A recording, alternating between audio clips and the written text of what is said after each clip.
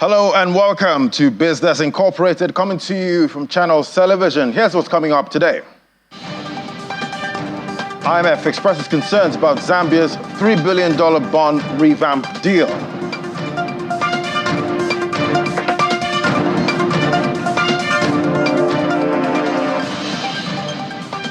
Association of National Accountants of Nigeria celebrates International Accounting Day in Nigeria. And oil set for third weekly declines. Middle East conflict concerns weigh. Hello and welcome to the program. I'm Ladi Williams. First off, let's get a check on markets. Starting with the African continent, we see mixed sentiment on the African continent. Nigeria's NGX marginally up, in positive territory, 0.01% up. We see South Africa's index is down by 1.34%. Right behind me, there's red. That's the color. But EGX 30 in Egypt, that closed in the green yesterday, 1.36%. A big jump, continuing that bullish run, 24,000 for the all-share index right there in Egypt. And Kenya managed to bounce back 2.21% yesterday. All right, let's get a sense of sentiment in the local bourse, talking about the NGX. Joining us now for that conversation is Samson Owolabi, Associate Research and Portfolio Management at Zcrest Wealth. Great to have you on the show. Good afternoon. Good afternoon, Lodi. Thanks for having me once again. So what's the market telling you at this time? Okay, so the market has been quite bullish over time. We have been seeing a lot of this kind of sentiments in the market. We are seeing some tickers try to get this kind of attraction in the markets, and we can also see that First Bank has been getting a lot of traction from yesterday, based on the fact that they had the right seizure that they are currently working on. So that has been a major reason for the movements in the market. And for today, we have also seen some tickers in the market being somehow quite positive. The likes of JPOL Gold still sees this kind of attraction. And this is an offshoot of the fact that they released an impressive result in the half year. And also, we are also seeing some other tickers like Nikio, Regalins, and also First Bank. So these are the major tickers that have been boosting the bullish sentiment in the market. Great. And what kind of strategy works right now if you're trying to enter this market? Is it buying stocks that haven't moved much? Is that a good strategy here? Okay, so I think for investors that are looking at that strategy, you have to consider the fact that there are some tickers on the market that are quite, let's say bullish, and they still have this bullish sentiment in them. And for example, when you look at the fundamentals for the banking tickers, you realize that they will still have this kind of a sentiment that they are going to see more traction in that space, based on the fact that the CBN has really done the work in terms of improving the yields on the short end of the curve. So we are going to see this kind of thing have an effect for banking tickers, because anytime the yields are going up in the market, it tends to favor the banking tickers in that space. And also, when you look at the fact that the FX rate system, we have been seeing this kind of an appreciation in the market currently. So that also will also boost this kind of investor sentiment to go into the equities market. And most times these foreign investors, they tend to come into the market, they tend to target the banking tickers. So the fundamentals and also the sentiment, the technical analysis is showing that there's still going to be more bullish trend for banking tickers. However, I do not believe that the banking tickers have seen their peak at the moment right now. I still believe they're going to see more in the market. So I still look forward that people should tilt towards the banking tickers. And also, when you look at the fact that some of the tickers in the market, they still have this kind of a bullish trend. For example, when you look at the consumer goods sector, they have this kind of a positive trend in the market. So this is something that I believe that is going to boost their earnings. So those tickers, those particular parts of the market, they still have this kind of a bullish trend going forward. All right, thank you so much. That was Samson Owolabi, Associate Research and Portfolio Management at Zcrest Wealth. Thank you so much. Thank you for having me. All right, let's get a check on Middle Eastern markets now. See in the UAE, Abu Dhabi and Dubai index both up at intraday 0.25 and 0.94%. To see Dubai index almost 1% up at intraday. Other markets we track there, Saudi Arabia and Qatari index both closed today, but closed down yesterday, Saudi index down 0.81%, while the Qatari index down 0.61%. Let's take it on to Europe now. Well, the European Union is cracking down on tax-dodging multinationals. Large companies that benefit from low tax rates in often small countries, at least they're trying to rein them in. I'll have Lars Holter join us on the show from DW. Great to have you, Lars. Are the EU's efforts, are they paying off? Yeah, thanks for having me, Ladi. Well, they're sort of paying off. At least the most current bit of news went Brussels' way. Apple, it seems, could actually be on the hook for a $13 billion tax bill in Ireland. It's a case that has gone back and forth for quite a while. At the heart of the story here are ridiculously low corporate tax rates. Ireland has long been considered a tax haven in Europe, so many multinationals have their European headquarters there. The base corporate tax rate there is only 12.5%, but even that low number is nowhere close to what is actually paid. In Apple's case, the firm's tax rate was kept artificially low for 2 decades, and in 2014 came in at around 0.005%. And now that is such a ridiculous number that we need to do a little math here to explain where things actually stand. For every $1 million of profit, Apple would pay only $50 in taxes, and that is obviously absurd. And yes, many have said that it's essentially a giveaway to Apple, one that constitutes a competitive advantage over other companies and resembles a government subsidy, which is also not allowed.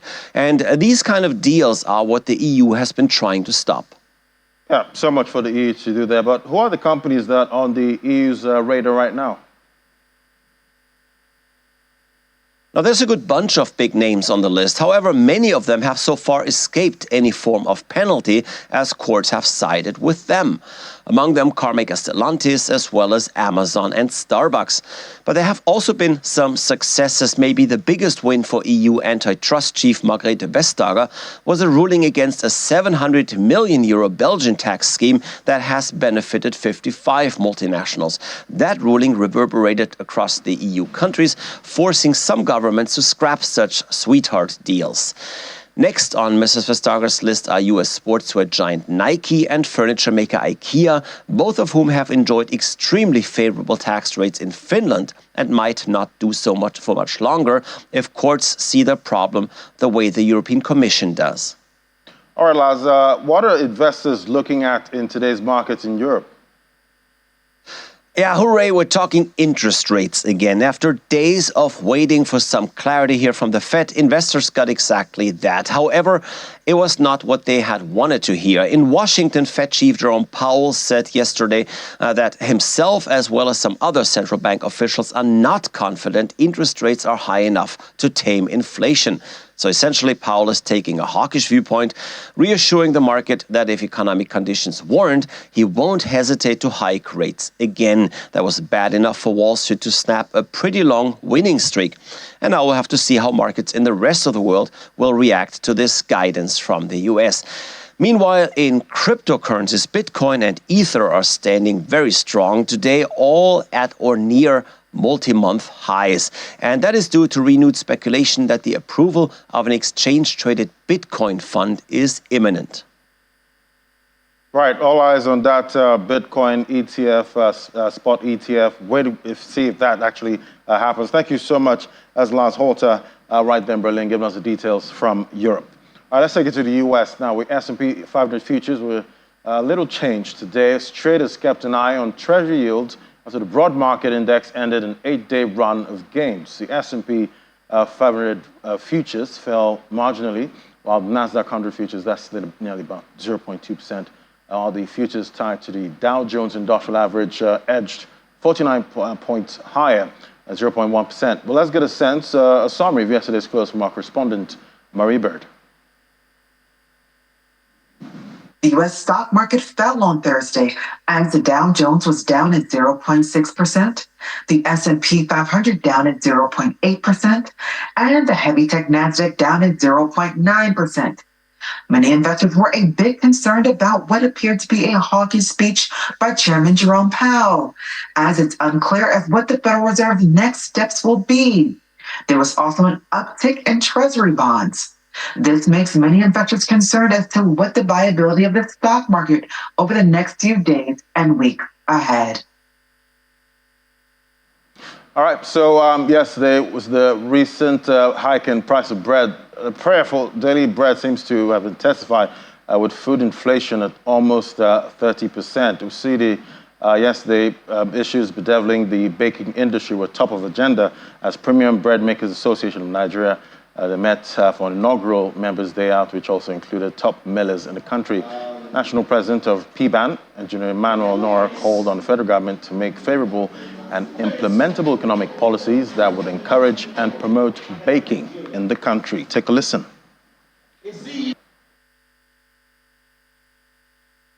Today is a big one for us in Premium Bread Makers Association of Nigeria.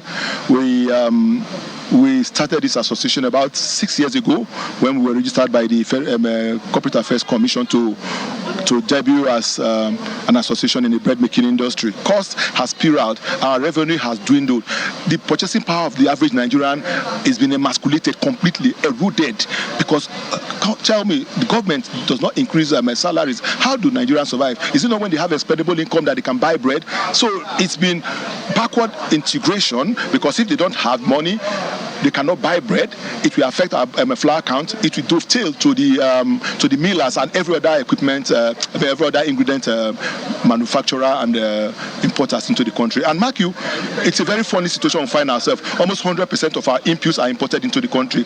You know, the government must wake up to our responsibilities. Yes, as businesses, we are doing our best, but the government must wake up, especially the federal government. They must wake up to their responsibilities, because our businesses are dying. We are bleeding to death.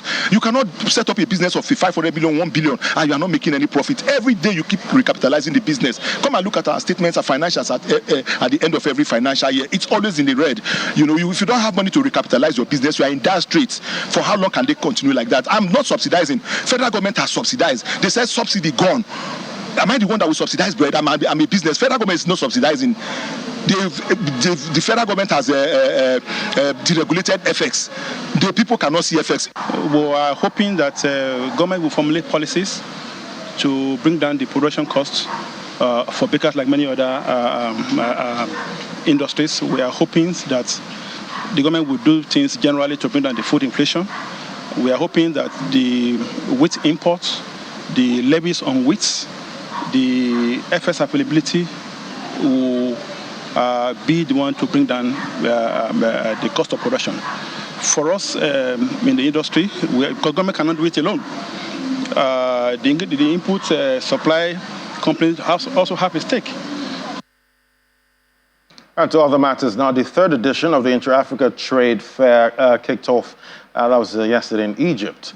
The IATF 2023 comes under the theme, the AFCFTA Marketplace. The IATF 2023 provides a platform for businesses to access an integrated African market of over 1.3 billion people with a GDP of over $3.5 trillion created under the African Continental Free Trade Area. That's according to the Union. The IATF 2023 is organized by the African Export-Import Bank in collaboration with the African Union and the Africa Continental Free Trade Area Secretariat. Meanwhile, former President Olusegun Obasanjo, chair of the Inter-Africa Trade Fair Advisory Council, says the untapped potential of the African continent will be unlocked through cooperation and collaboration. I'll take a break now. When we come back, more stories from the African continent. So stay with us.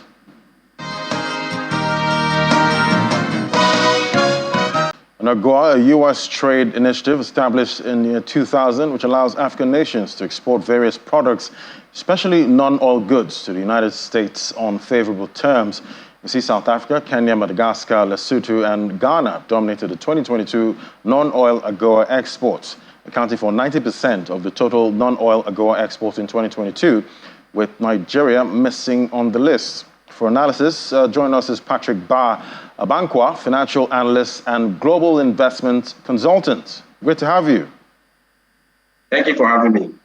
So how much of a lifeline is AGOA for African economies that have access to it right now?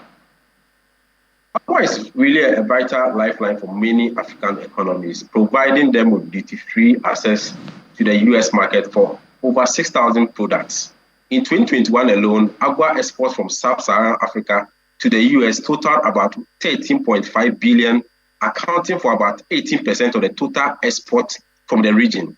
AGOA has helped many African countries to create jobs, boost their economy in terms of the growth of the economy, and reduce poverty in many African countries. Let's take, for example, Lesotho. The textile industry in Lesotho, which is largely dependent on AGOA export, employs over 40,000 people, which account for about 20% of the country's GDP. In Kenya, AGOA export of apparel has helped them to create over 100,000 jobs. And in Tanzania, AGOA has helped cashew industry to boost their income for over 250,000 in this country. So for me, AGOA has really helped many African countries, and it continues to create jobs for other countries and also expand the economies of these countries. All right, has Ghana recorded any growth in its exports through AGOA, and what is Ghana exporting? So Ghana, for me, has really seen growth in its exports since we joined the AGOA program in the year 2000. We look at 2001, when we started, Ghana was exporting around 50 million by way of export.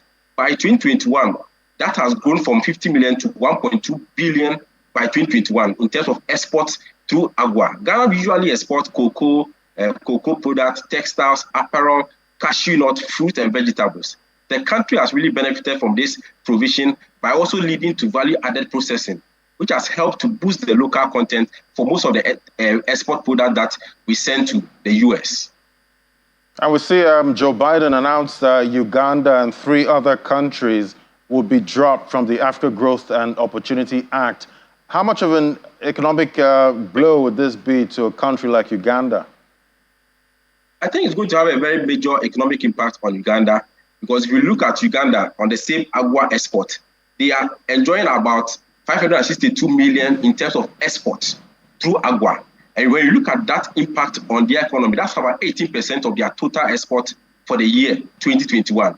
So if they have 18% being taken off their books because of this ban, the loss of duty-free access to the US market will lead to decline in their export, lead to job losses, and slow down in their economic growth. According to even the Patterson Institute for International Economics, the loss of AGOA would cost Uganda between 60 million, 6 billion per year in revenue that they are losing because of the export. So for me, it's going to lead to about 10,000 to 15,000 loss of jobs because of these initiatives. And I believe that the earlier discussions are put together to bring a consensus to the issues being raised by Joe Biden, the better for the country, Uganda. Yeah, we'll definitely keep tracking and see if they're letting back at some point. Thank you so much. It was great having your perspective. Patrick Abankwa, financial analyst and global investment consultant. Thank you. Thank you, too. All right, let's look at other stories. Now, see, the recent report by Accountancy South Africa shows that current female population in South Africa stands at over 30 million, which is more than half of the population. However, only 38% of small and medium-sized enterprises in the country are owned and led by women. This report highlights several critical concerns regarding this gender disparity and its potential impact on women's economic participation and competitiveness when compared to their female counterparts. Our South Africa correspondent, Innocent Somoza, reports. Historically, women in Africa have been confined to traditional roles, predominantly engaged in domestic activities. The prevalence of polygamy and early marriages in certain regions further limits women's access to education and formal employment. Despite these challenges, some young people continue to dream big. I want to be an actor. I want to be a psychologist, technologist, engineering. Even at the top, the gender imbalance is glaring. I had a sit down with entrepreneur and the 2023 Global Good Governance Ambassador Award nominee, Dr. Vivian Mokome. We have to work as double, as men to prove ourselves. They don't take us serious. Those are the challenges that I faced. We always have to prove a point that we can also make it. In most of the meetings, most of the men, when they see you as a woman, they'll see a panty and underwear. They won't take even your input seriously. And being a black woman is even worse. At some point, I even doubted myself. as to whether can I do this or not. I mean, I lost lots of money in trying to venture into different industry. A lot of money has been lost in there. I mean, I almost lost my marriage in the process because even your family will doubt you. So it's not easy. It's not easy. That's what I'm saying. It's a lonely journey. What hope is then there for the next generation on the African continent? Founder of She Millionaire Business Award and the 2023 Global Good Governance Ambassador Award nominee, Mendy Shigauge, explains. I think we need to encourage networking of women, form a lot of organizations that can be able to empower the women. You know, those government organizations, women organizations that they are doing, we have a lot of mentorship. South Africa's Minister of Small Business Development, Stella Ndabeni-Abrahams, says government is committed to gender equality. For example, our own government here in South Africa took a conscious decision that business must be given to women 40% of it. That's by government now, to say all of us on our procurement policies, we should strive to ensure that we meet the 40%. And the president has been vocal on that, and we are held accountable when we don't meet those targets. The second issue is that, for example, from our side, as the department responsible for development of small businesses, that must also make sure that it provides this financing through the DFI from CIFA and Kula Credit Guarantee Scheme that we have. We've set a target for ourselves to say not less than 40% of our budget must fund women-owned businesses. It will be a long way before the gender gap is closed. Education and access to opportunity are key. From Johannesburg, South Africa, Innocent Samos, Channels Television News. And today is International Accounting Day, celebrated on the 10th of November every year to raise awareness about raising accounting standards globally. Earlier today, I spoke with Dr. James Nemineba, President, Association of National Accountants of Nigeria. He says accountants play a crucial role in stopping corruption, and whistleblowers in the accounting profession will be protected. Association of National Accountants of Nigeria in this country that first came up with the theory of whistleblowing in 2011-2012. The federal government took it up in 2016. That tells you that we are up into it before even government adopted it. And before an accountant will blow the whistle, he must be ethically guided to know this is wrong, this is good. Where he sees something going wrong, because he has been taught, he blows the whistle. And oftentimes, the blowing of whistle comes negatively against accountants. But as far as you are an accountant, we have a cushion. We assist you if the whistle blowing, if that whistle you have blown, you inform us properly, the association.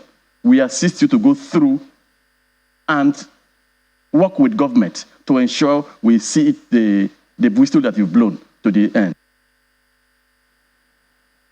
And Zambia's official creditors and International Monetary Fund have expressed concern about reservations about a deal in principle. The government announced last month to restructure about $3 billion in euro bonds. According to the Ministry of Finance and National Planning, the government and the bondholders steering committee are continuing discussions. Concern being expressed by the IMF and the official creditor committee led by China and France could mean the government will need to negotiate greater relief from investors holding its dollar notes. All right, that's the show for today. Thank you for watching. I'm Ladi Williams, and from me and the team right here at Channels HQ, it's bye for now. Enjoy the weekend.